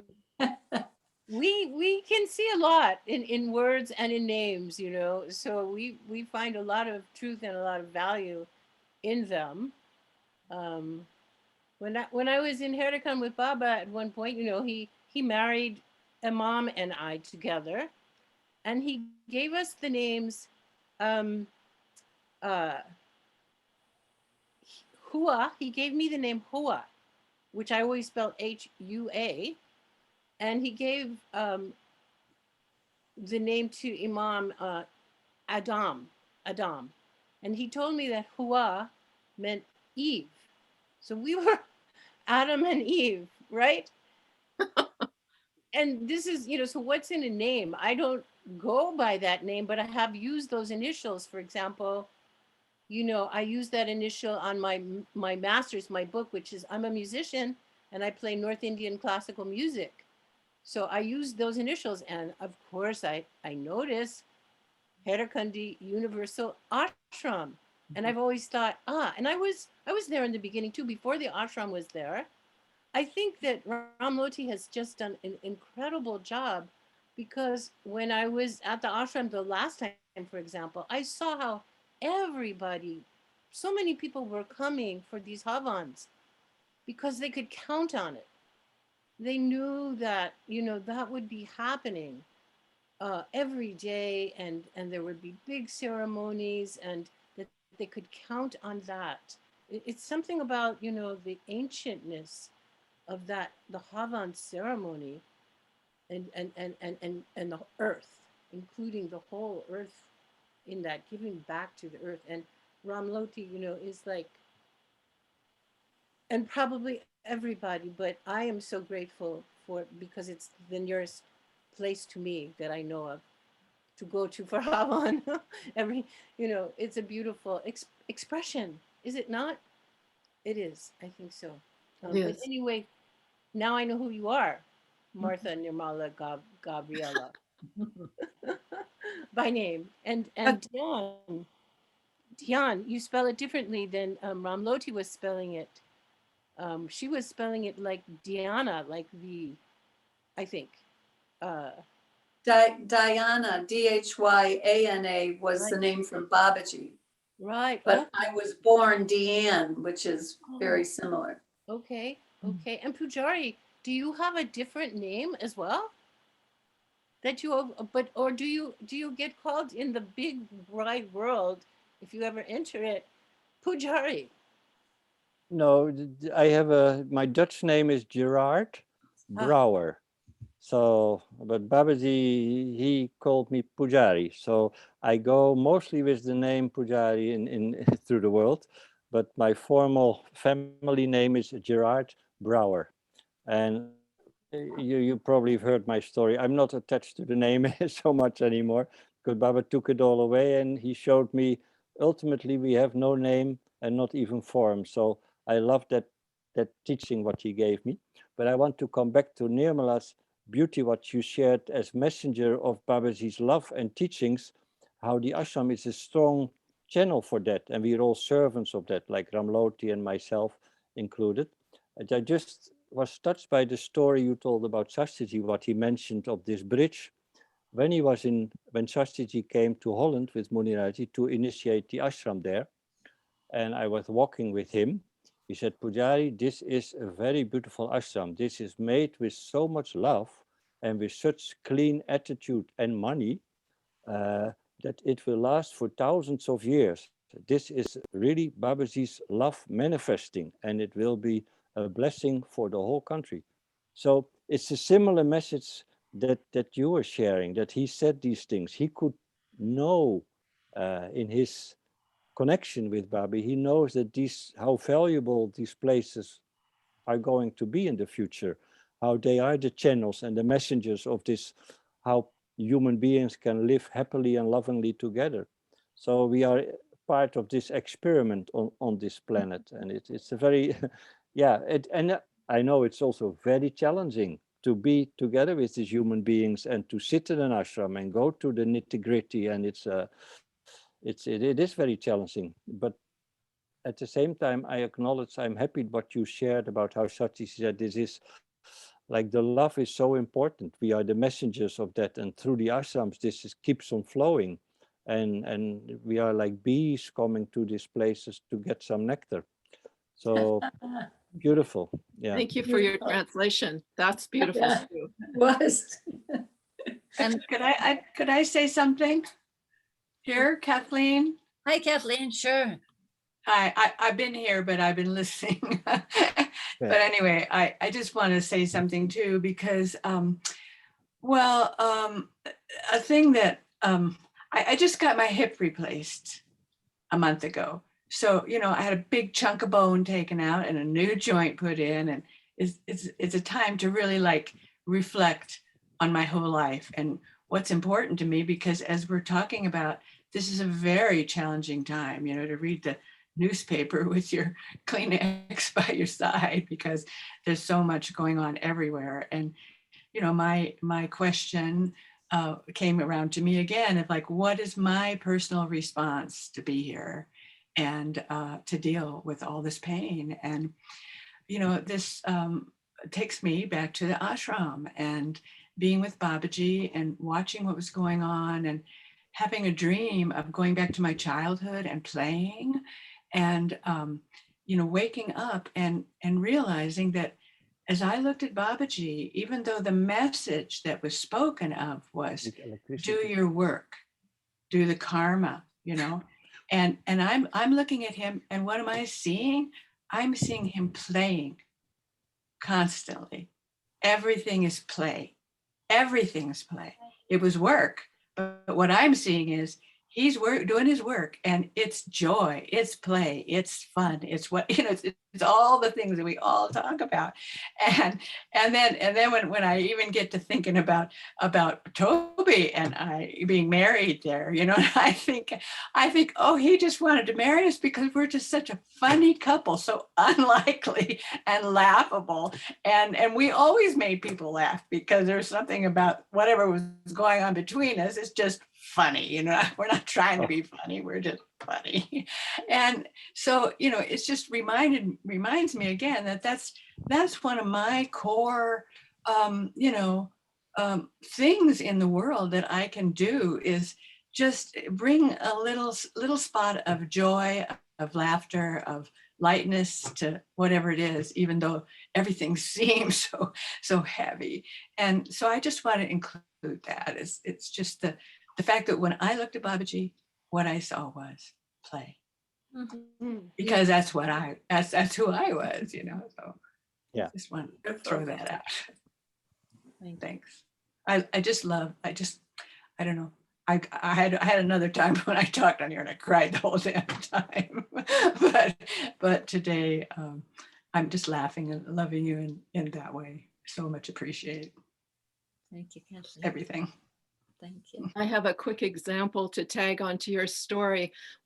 Kathleen, when I was in the ashram, one day, we were always building these little retaining walls for the river and the little water streams that would run through, and the lower Duni. And so the Americans, or the non-Indian people who were there from all around the world, were building these retaining walls, but many people were complaining, oh, these rocks are so heavy, I'm so tired of doing this, isn't there something else I can do? And Baba all of a sudden came and told everyone to leave, just leave this job. And within minutes, he brought the kids from the school out to build the retaining wall. And what were they doing? They were lifting all these heavy stones, putting them where they needed to be, and singing simultaneously. And what was the message? I mean, it was just what you said, Yeah. And another thing is that the few times I got chastised by Babaji. I mean, one time I went with Leonard Orr the first time that we went. He was giving a talk about how Leonard knew everything perfectly, and we should absolutely follow him and do absolutely what he said, and all this kind of stuff. And then he said, "Does anybody disagree with this?" So that's like, oh, here I am disagreeing with God, right? Although I didn't even know he was God at the first time I was there, because I was pretty dense. But nevertheless, so I raised my hand. So I'm up on the next to him, to talk to him. And I'm having this conversation with Babaji where I get a chance to just say what I think. And it's like, yeah, I was really grateful that Leonard got me here, and he showed me a lot of really interesting things and all that kind of stuff. But I thought there would be times when, I had a different thought and I needed to stay with that or whatever. No, I was totally wrong. So he corrected me, and he told me, how I needed to be a soldier and strong and all that kind of stuff. And I was sitting there being chastised by God, and I was so happy. I was just, I don't know, I couldn't believe it. And it was amazing to me to be in that position, because I could be my own wimp about things. But anyway, and that is what happened to me. Some other time he yelled at me because I was doing the rocks right, and I was just in ecstasy. I don't know. So that was a funny thing too, just about how I wrote just a little poem about, God shouts at me and I'm in ecstasy. I'm transformed.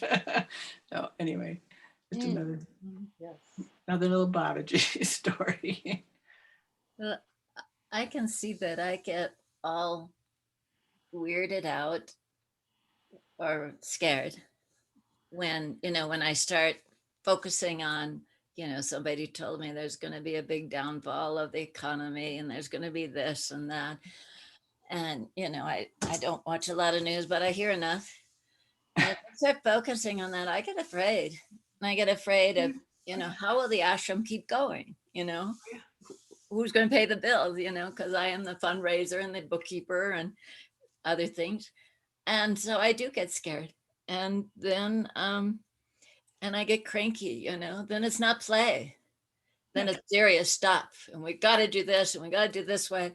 Otherwise, and so it's a lesson for me to learn. And, it's wonderful when people like this, and when people, I correspond with a lot of people around the world about these kind of things. And it helps me remember the bigger picture.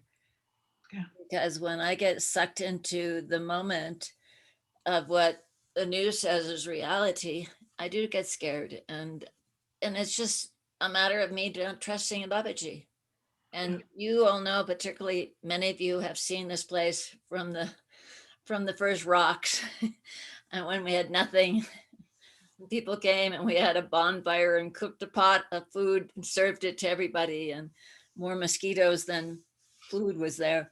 And so, Baba has given us everything, moment to moment to moment. And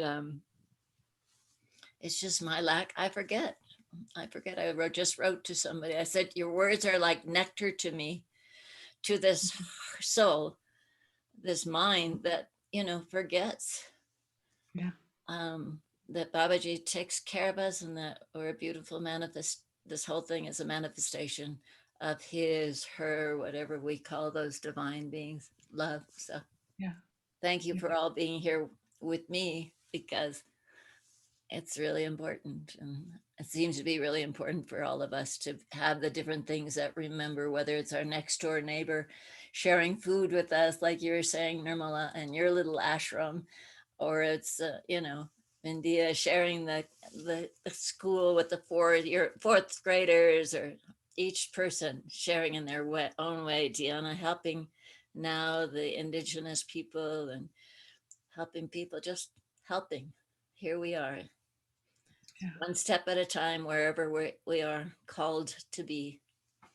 And I'm grateful, because other times I can get scared. Yeah. We all get scared. And then you don't want to be around me. And then I go to RT, or I start saying a mantra, I put the RT tape on, or do another fire ceremony. I'm just grateful. Or talk with other people who have a bigger picture, whatever that may be, from whatever spiritual. Like the mycelium, they're always communicating with one another. They're always passing messages, and they know how to do that, and that's nurturing. Yeah. And I think we have to learn that. That we do need to do that as much as we can. I mean, sometimes we're busy doing other things, and we can't. We have to do those other things. But those mycelium, they're always out there. They're always like, and they'll come and they'll eat whatever is like, whatever they can get their hands on, whatever, all underground. It's always happening. It's always continuing. And maybe we need to be more like busy bees like that. I was so delighted, like you, Mindy, to see that movie on Netflix, because I had seen it before in the theater. And when I saw it on Netflix, I mean, my whole heart and my everything just exploded, because not everybody's going to see that, but way more people are going to see that and be influenced by it. I mean, it was amazing. It's a really amazing thing. My own daughter, right? My mother used to say I was her teacher. Now I have to admit, my daughter, who Babaji told me was going to come, I was going to have a child. So, we don't have too much choice about who we listen to when it comes to our children. We somewhat have to listen to them. And there she is, gathering mushrooms, and she's moved to Arcata, which is north of here, and she's also in the redwoods, the Pacific Northwest, where the redwoods are. That there was a lot of that in that film. You could see the redwoods, but mycelium is like exists everywhere, in every forest, and under all of our feet, and it's like boom, it's branching out, communicating, bringing in. nurturing, you know, that sending light. Um, I love what you had to say about joy. That was really cool because I think, you know, also with the names, you know, I mean, I remember when there was this discussion in Herakan about, you know, was Babaji really Shakespeare? Did he, you know, the Leelas that he would play with us all. And the name game I think is similar. You know, it's a big Leela. It's like, okay, today I'm going to call you such and such, and then you rise to that. You know, it opens your eyes, it opens your heart, and you know, we can keep those names or change them, but on and on it goes. You know, the Leela of life. Babaji just had his finger, you know, pulse. He just knew how to make us laugh and cry at the same time. Thank you. Absolutely. I think we're going One of the, oh, okay, go ahead. well, it is usually the time. Who wanted to share something more? I didn't see. Did you? I just wanted to share that one of the greatest teachings over all these years with Babaji has been to understand the devotion and joy of the process of death. And when I was in Chilianola, I was sitting out in the woods and in a total meditation. And all of a sudden I heard this loud swoosh sound. And right 3 feet in front of me landed a huge raven. And I wouldn't know till 20 years later in helping people go through the death process that was, Babaji was showing me that was one of my animal totems. And also in Haidakhandi, the Italian devotee Kali and I looked at each other one day. We were down at the riverbed and there were maybe 40 or 50 devotees going through the Leelas, getting Baba's attention. And behind him was a bird killing a moth. And the moth was an ecstasy. And it was a teaching. Kali and I looked at each other to see the joy of that being that was moving from a physical body into spirit. That this is what helps us when fear comes, that we're all just moment to moment. We're all spirit. This is just a costume. It's been beautiful teaching. Thank you. Very beautifully said. I love to hear you say those words. Yeah. And to you, all of you, it's been wonderful. I can't be here very often on Saturdays because I am Tutu, which is Hawaiian for grandma. I keep the grandkids overnight, but they're in Michigan at a wedding. And I thank you, Ram Lodi, over and over and over again for everything that you do every day to spread Babaji's teaching. Thank you. Thank you to everybody. Great satsang. Thank you, Nirmala. Thank you, Kathleen, India, Pujari, and Dion, and everybody else who's here. Pujari, do you have your harmonium? Would you lead us in a chant? Ooh, yay. Ooh, yeah. Yeah. I have it close by, so. He always has it close by. So Right. it's lovely to see everybody again. All the people so many people get on each week, and it's always a big blessing. And so I told you next week will be 3 hours earlier, wherever you live. Set your alarm clocks and bring your stories of celebrations and these different aspects of the divine that we call Ganesh and Hanuman and Krishna and all these different divine mother, all these stories. Bring them with your heart and keep doing it. Thank you.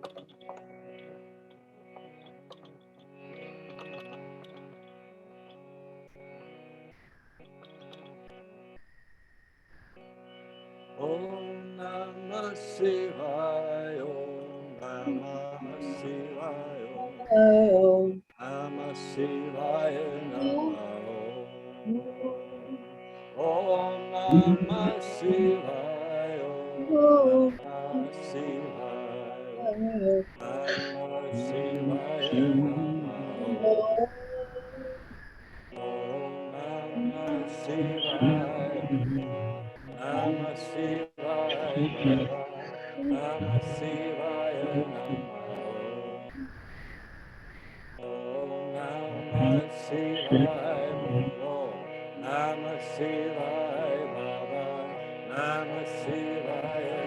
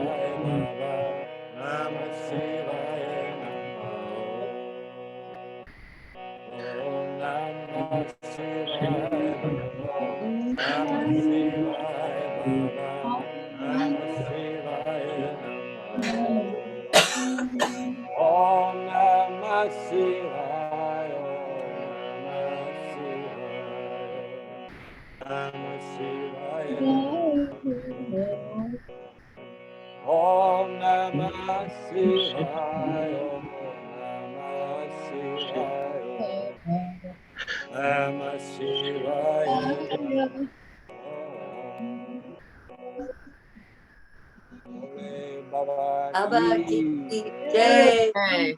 Ram, Ram. Thank you, thank you. Thank you. To all thank of you. Ramloti. See you next week. Yes, next one. Thank you, Ramloti. Bye-bye. Peace. Thank you. Bye, everyone. Bye-bye. Bye-bye.